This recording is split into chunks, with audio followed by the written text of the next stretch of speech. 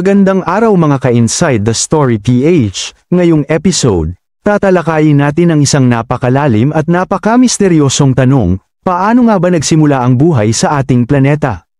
At posible kaya na ang lahat ng ito ay nagmula sa isang napakalaking meteorite na bumagsak milyon-milyong taon na ang nakararaan. Halina't samahan ninyo ako sa paglalakbay sa kasaysayan ng ating pinagmulan. Hanggang ngayon, isa pa rin sa pinakamalaking palaisipan ng siyensya ang tanong, paano nagsimula ang buhay sa Earth? Ang ating planeta ay nabuo mahigit 4.5 bilyong taon na ang nakalipas. Sa simula, ito ay isang mainit, nag-aapoy na bola ng bato at apoy. Ngunit, paano ito naging tahanan ng bilyon-bilyong uri ng halaman, hayop, at ng sangkatauhan? Isang kilalang hypothesis ang tinatawag na panspermia.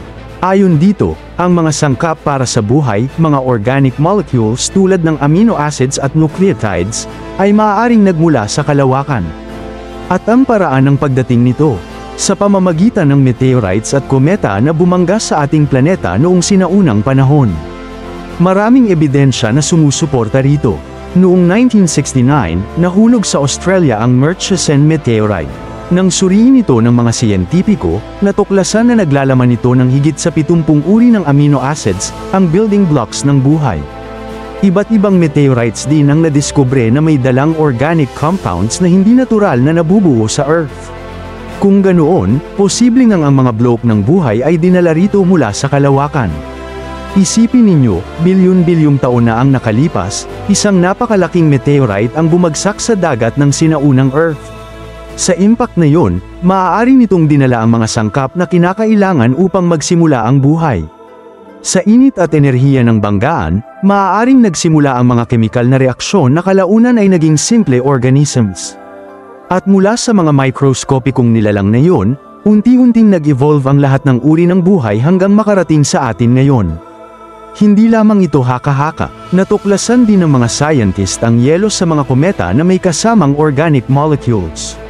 Sa ilang laboratory experiments, napatunayang ang mga kemikal mula sa meteorites ay pwedeng bumuo ng simpleng DNA at RNA components. Ibig sabihin, hindi imposible ang ideya na space rocks ang nagdala ng mga sangkap ng buhay. Ngunit hindi lahat ng siyentipiko ay kumbinsido.